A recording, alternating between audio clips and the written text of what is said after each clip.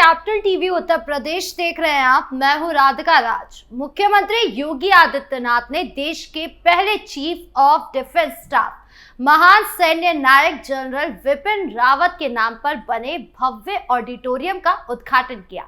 सैनिक स्कूल गोरखपुर में बने इस 1000 से अधिक क्षमता वाले आधुनिक ऑडिटोरियम का उद्घाटन जनरल विपिन रावत की चौथी पुण्यतिथि के अवसर पर हुआ। इस मौके पर मुख्यमंत्री ने जनरल रावत की प्रतिमा का अनावरण भी किया, उनकी स्मृति में प्रकाशित पुस्तिका का विमोचन किया और उन्हें भावभीनी श्रद्धांजलि अर्पित की। लेकिन ये सिर्फ एक स्मृति समारोह नहीं था, बल्कि राष्ट्र निर्माण, एकता, कर्तव्य बोध और विकसित भारत के संकल्प का एक जीवंत मंच बन गया।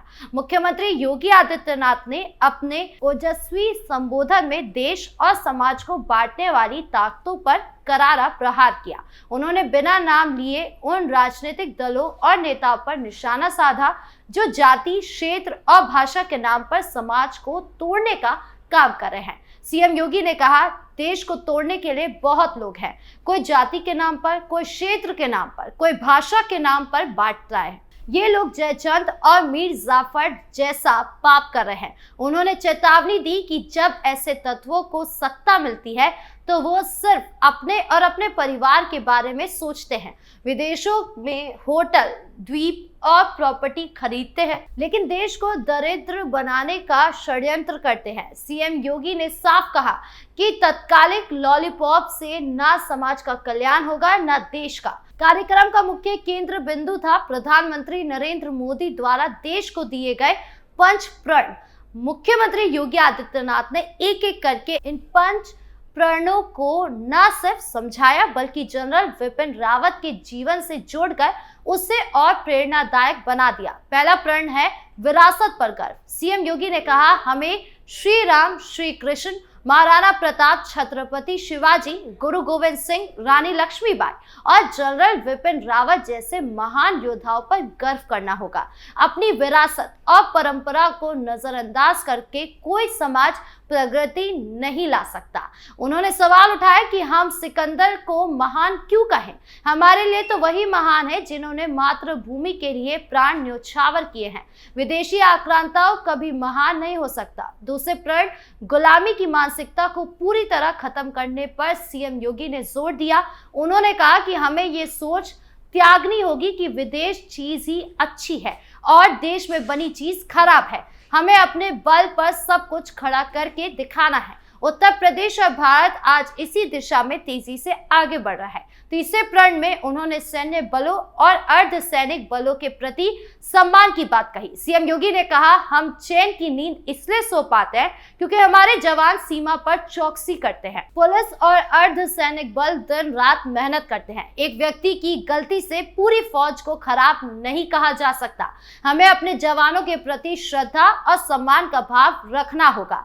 चौथे प्रण सामाजिक एकता पर बोलते हुए सीएम योगी ने कहा कि देश की प्रगति और कल्याण तभी संभव है जब समरस समाज बने। हर नागरिक के मन में भारतीयता का भाव हो। जिसके मन में भारतीयता नहीं, वो देश का नहीं, पराया है। उन्होंने बाबा साहेब डॉक्टर भीमराव अंबेडकर का उदाहरण देते हुए कहा कि बाबा साहेब ने कहा था कि सबसे पहले और सबसे अंत में मैं भारतीय हूँ।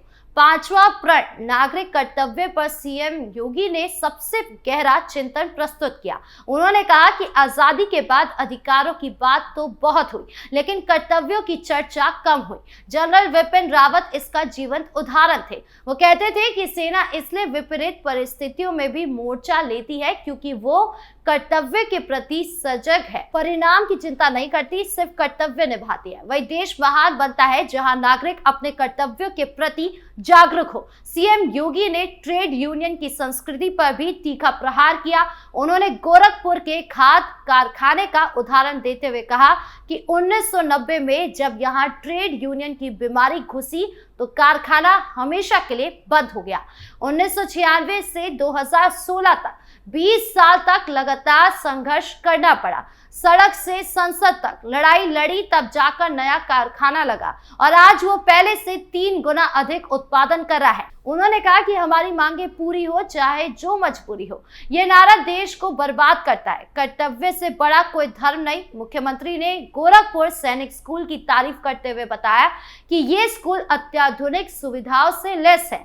यहाँ बालकों के साथ साथ बालिकाओं के लिए भी आवासीय व्यवस्था है। 2018 में उन्होंने यूपी के सैनिक स्कूलों में बालिकाओं के लिए अलग से आरक्षण शुरू किया था। आज गोरखपुर सैनिक स्कूल में 75 बालिकाएं और 235 बालक, कुल 310 कैडेट्स पढ़ रहे हैं। उन्होंने बताया कि इस स्कूल का उद्घाटन तत्कालीन उपराष्ट्रपति जगदीप धनखड़ ने किया था और राष्ट्रपति द्रौपदी मुर्मू भी यहाँ के बच्चों के अनुशासन से बेहद प्रभावित हुई थी। सीएम योगी ने कहा कि अनुशासन के बिना जीवन में दुशासन घुस जाता है। हमें जनरल विपिन रावत से प्रेरणा लेकर जीवन को अनुशासित बनाना होगा। जनरल विपिन रावत को याद करते हुए सीएम योगी ने कहा कि उनमें मातृभूमि के प्रति गहरा समर्पण था। तीनों सेनाओं के प्रमुख और पहले CDS के रूप में उन्होंने कई महत्वपूर्ण सुधार किए। उनकी सहजता और सरलता हर किसी के दिल को छू लेती है। सीएम योगी ने कहा कि गोरखपुर सैनिक स्कूल में उनके नाम पर ऑडिटोरियम बनना और उनकी प्रतिमा स्थापित होना उनके योगदान को हमेशा जीवित रखेगा। गोरखपुर में जो फर्टिलाइजर कारखाना चल रहा है ना, 1990 के पहले ऐसे ही चलता था।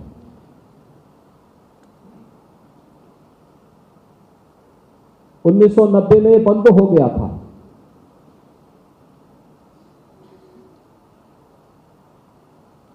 उन्नीस 1980 के दशक में इसमें एक बीमारी घुसी थी, यही कि हमारी मांगे पूरी हो चाहे जो मजबूरी हो, और वह दीमक की तरह इतना खोखला इसको बना दिया कि 1990 में एक बार बंद हुआ, हमेशा के लिए बंद हो गया। अब सोचो, इस कारखाने को लगाने के लिए मुझे 1996 से लेकर के 16 तक 20 वर्षों तक लगातार संघर्ष करना पड़ा था। लगातार 20 वर्षों तक संघर्ष किया था। सड़क से संसद तक की लड़ाई लगातार करता रहा और तब 16 में बना। आप मुझे बताओ, आज कारखाना भी चल गया, पहले से तीन गुनी क्षमता पे चल रहा है कारखाना। नया कारखाना नई टेक्नोलॉजी के साथ हम लोग यहां पे स्थापित करवाए। और अगर कारखाना बना है तो फर्टिलाइजर कारखाने के साथ ही सैनिक स्कूल भी बन गया है। सैनिक स्कूल, कितने शानदार सैनिक स्कूल का प्रांगण है। सैनिक स्कूल के कार्यक्रम में, जब इसके उद्घाटन कार्यक्रम में हमने तत्कालीन उपराष्ट्रपति जी को आमंत्रित किया था और मेरी इच्छा थी, मैंने 19 में जब सैनिक स्कूल के बारे में कार्यक्रम आगे बढ़ाया था तो 20 में इस पे चर्चा करने के लिए ही मैंने एक बार जनरल बिपिन रावत जी के साथ में बैठा था।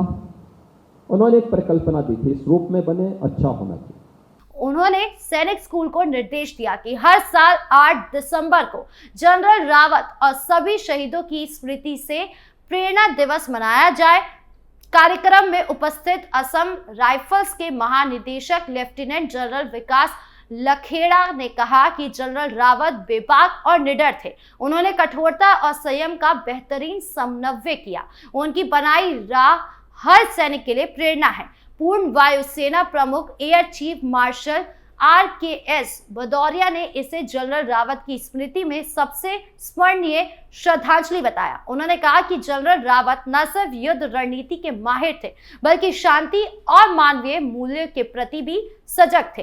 अंत में मुख्यमंत्री ने जनरल रावत की दोनों पुत्रियों कृतिका और तारिणी रावत को शॉल और स्मृति चिन्ह भेंट कर सम्मानित किया। सैनिक स्कूल के बच्चों ने देशभक्ति के गीत प्रस्तुत किए जिससे पूरे वातावरण को देशभक्ति से सराबोर कर दिया।